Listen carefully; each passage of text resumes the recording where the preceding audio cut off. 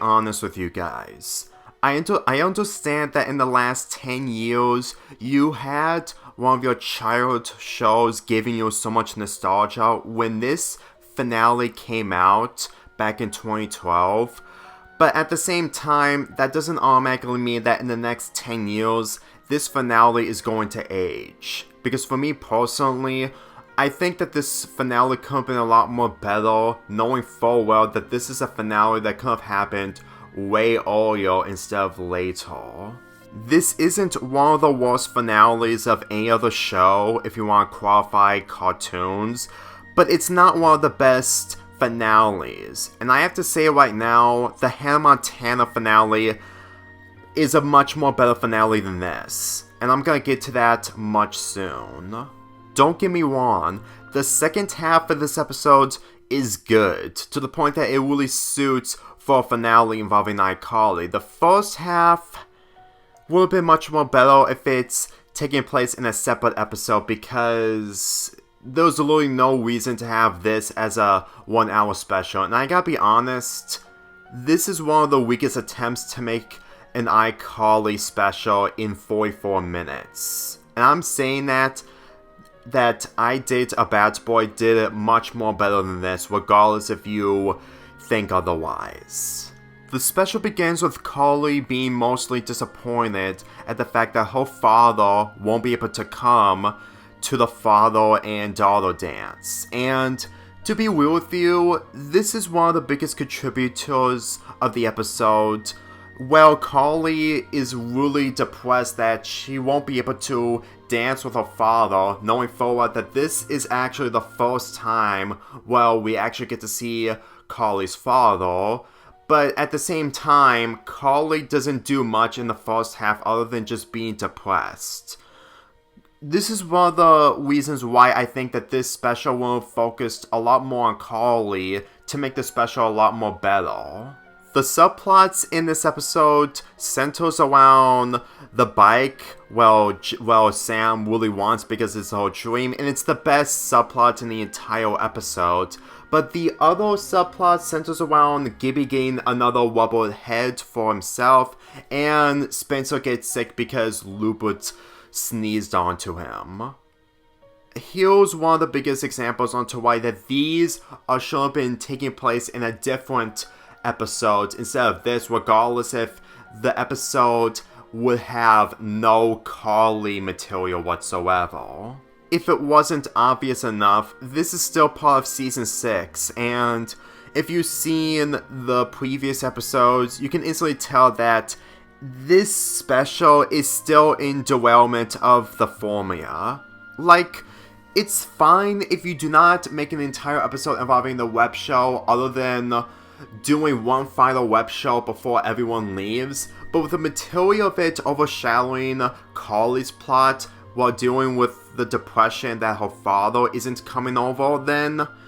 they should have put all this into a separate episode. Like, I say that the Sam subplot is good, but at the same time, I really feel like that the other subplots, mainly Gibby just trying to get another rubber, trying to get a replacement for his head, and there's a joke where Freddy has a pair pads or something as a phone, which is not the same size that we've seen in other episodes. It's just a normal size, not really normal size, but a hand size phone. Here's an image of what I'm talking about, because to be perfectly honest, it's somewhat funny, but knowing full well that 10 years has passed, let's be honest, technology is instantly improved to the point that 2012 is becoming a lot more shallow and mostly dated with these jokes. As for the subplot of Gibby just trying to get a replacement head after his friend sold his other head in Vegas, it really feels like that it's just phoning in on the fact that we want to have more Gibby material before the show ends, even though they could have saved that for a separate episode. I'm just gonna be honest with you, this is one of the examples that they're just running out of ideas for the sake of specials. Like, regardless if I say that I Date a Bad Boy is somewhat of a mixed bag. It at least fits as a special. I mean, granted, when I get to talk about it in the future, I might express my opinions on how it works as a special compared to this, but if you're going to say that this is a better special than I Dated a Bad Boy, mainly the fact that as a plot that is a lot more simpler compared to I Dated a Bad Boy, then I just need to say it right now, my perspective towards I Dated a Bad Boy is a lot more different, knowing full well that these characters are supposed to be different in their own way, even in their own weird fashion way. When it comes to Spencer having an allergy problem due to Hubert,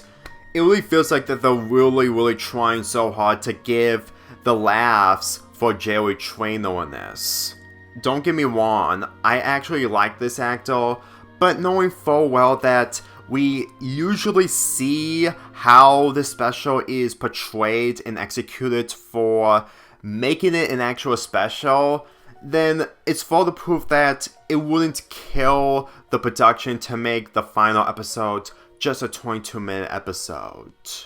I'm sorry, but when Hannah Montana had its finale in only 2011, it actually feels like an actual finale because everything is paced out perfectly. And even though that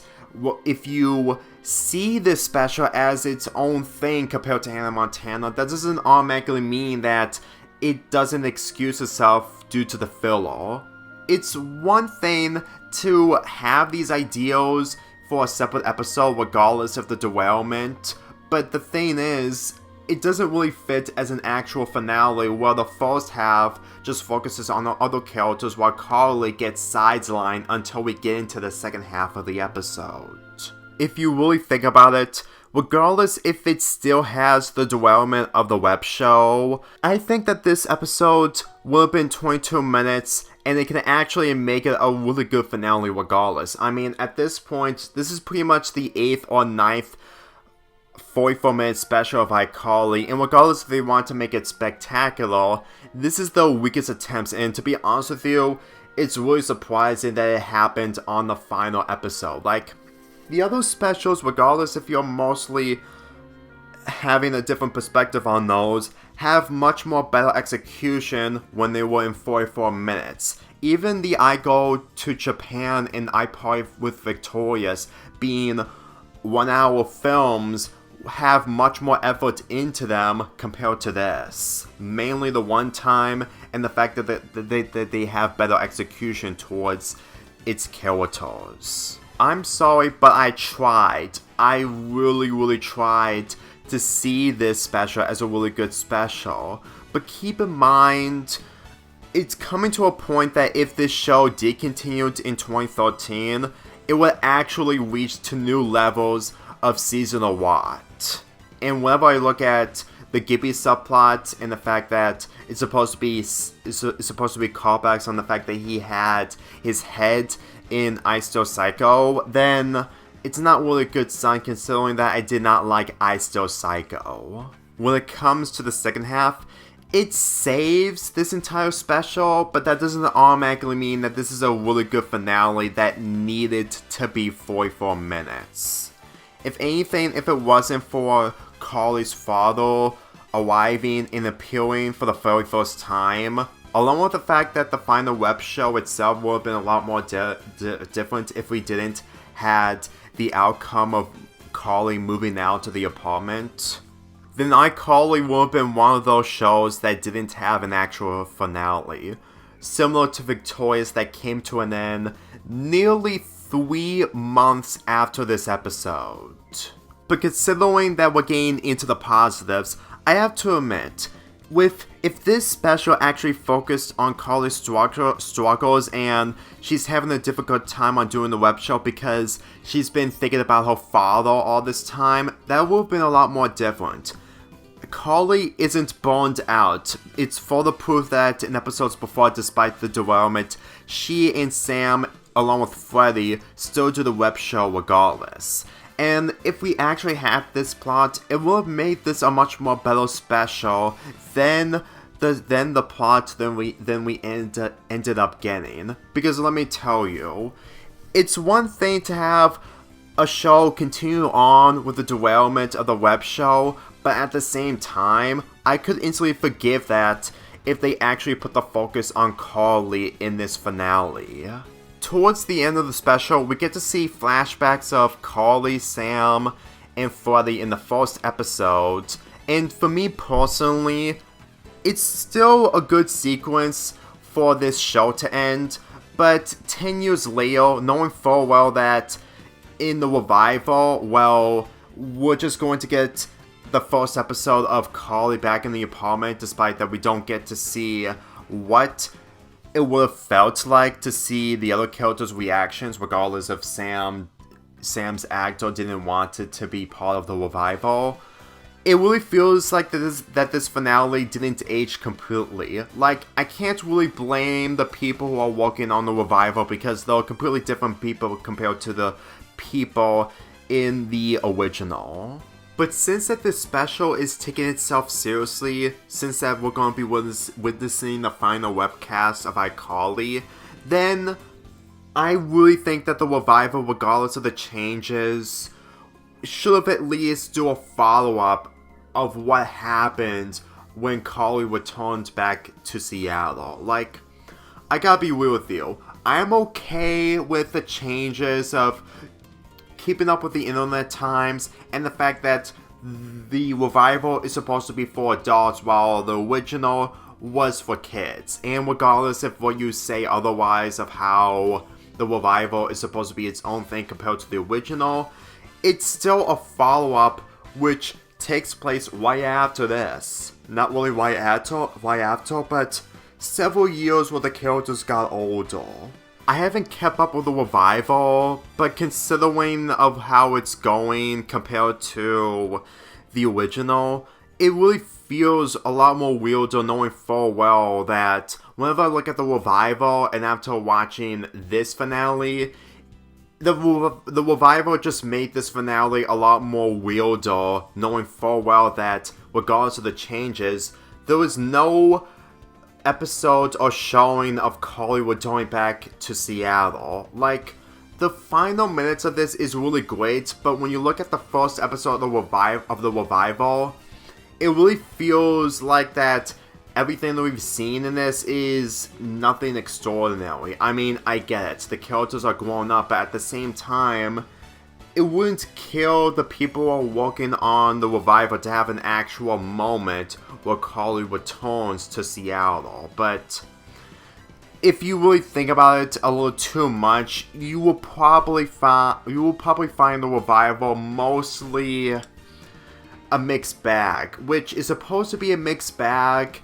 since it came out and it's supposed to be different. But if you actually do comparisons to the original, I have low expectations of what the finale of the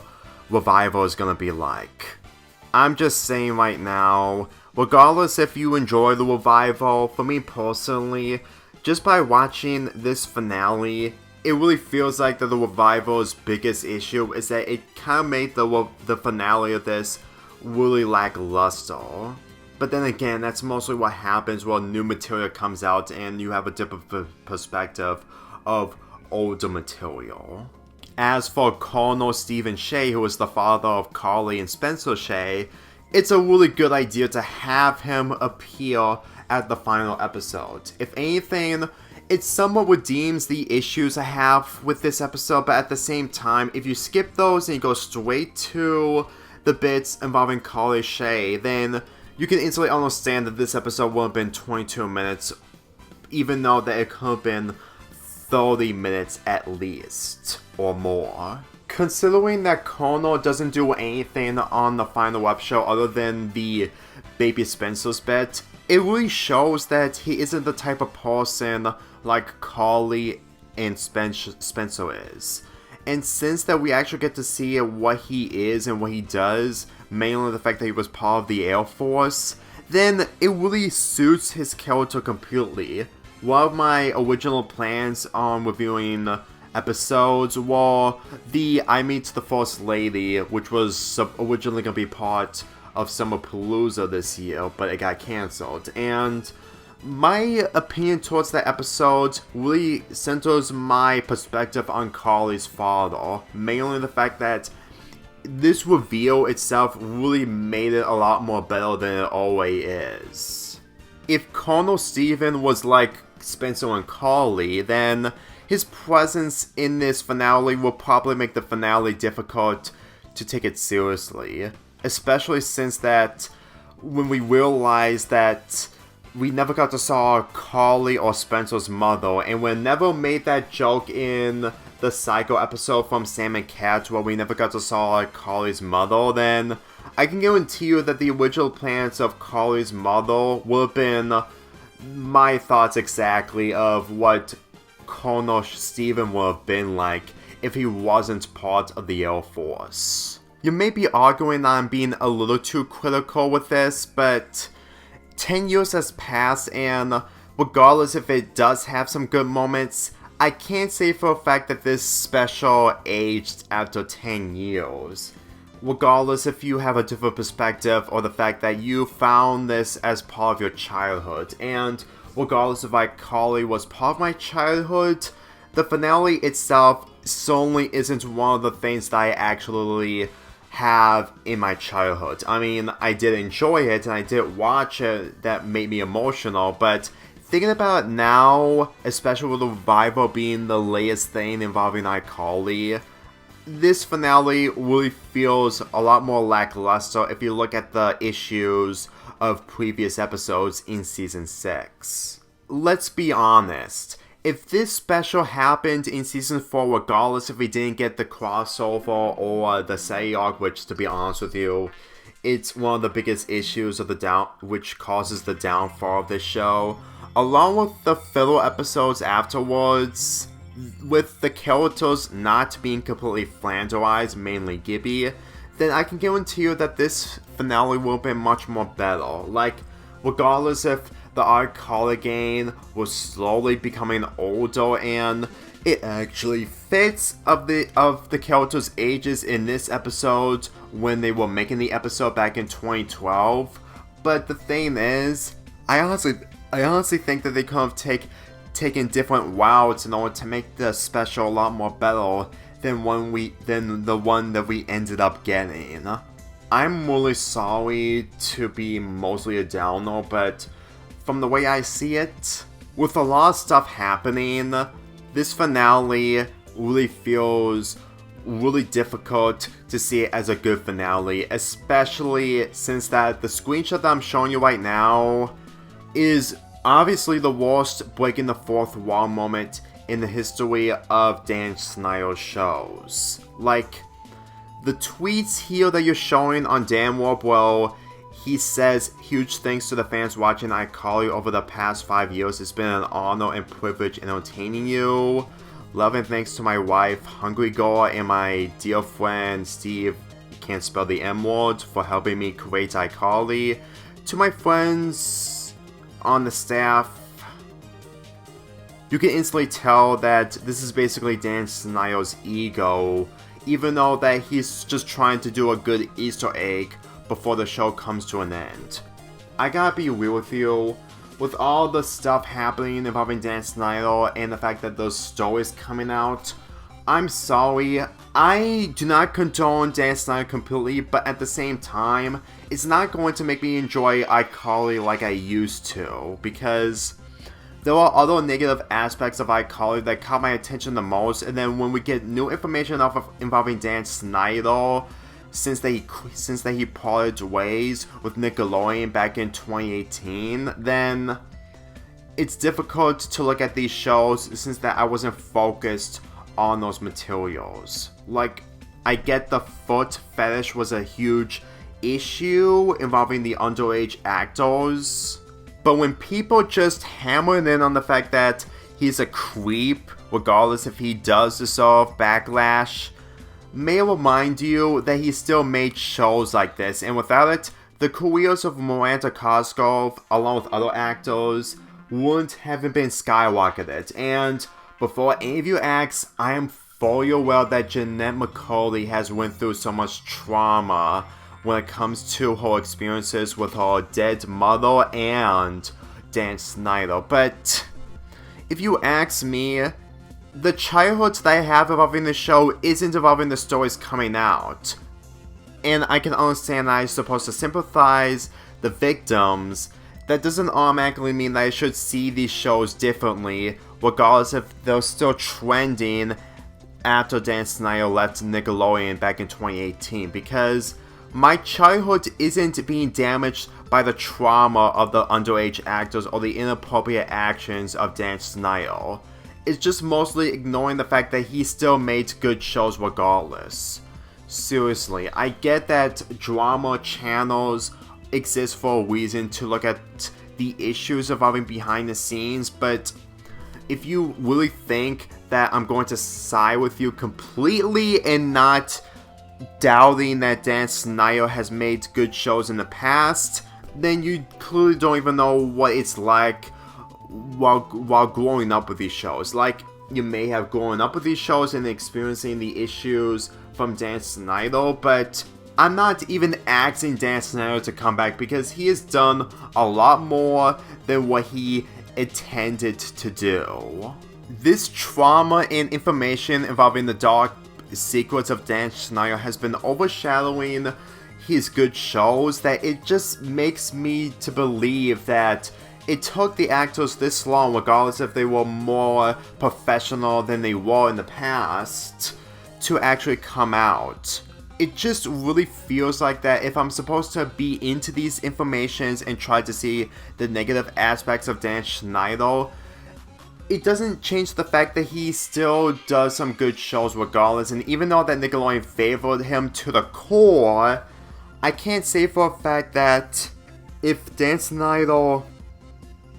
did stay with Nickelodeon in 2018, I can guarantee you that he will probably still do the same thing like he did in the past, and I can't instantly condone that. Because the way I see it, it just really feels like that the negative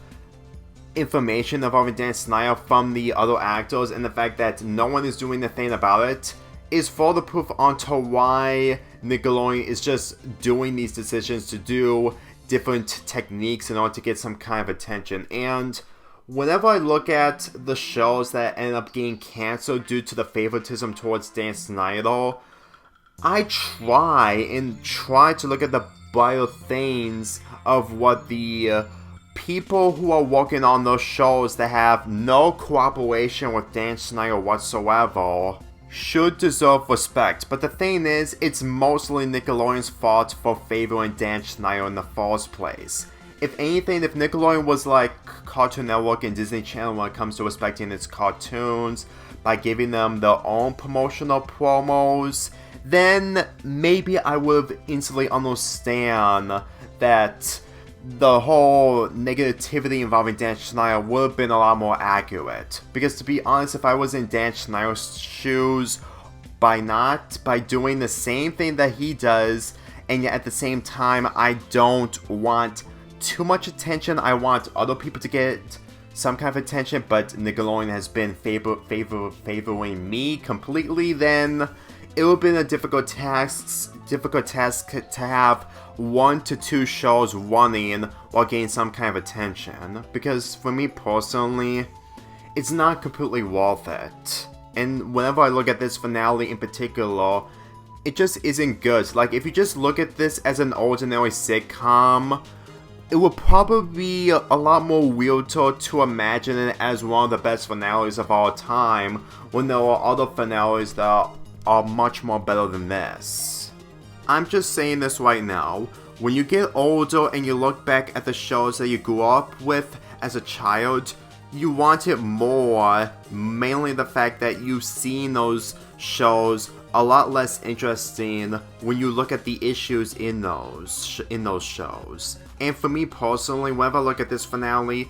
it has been glorified way too much. I mean, it was a point back in 2012, but 10 years later, it doesn't really need to be glorified. If anything, it just really becomes a lot more irritating to think that people are treating this as one of the best finales in any other sitcom when there are other ideals that could have made this a lot more better than it already is. I'm just saying, I still watch iCarly, I still enjoy it, but at the same time,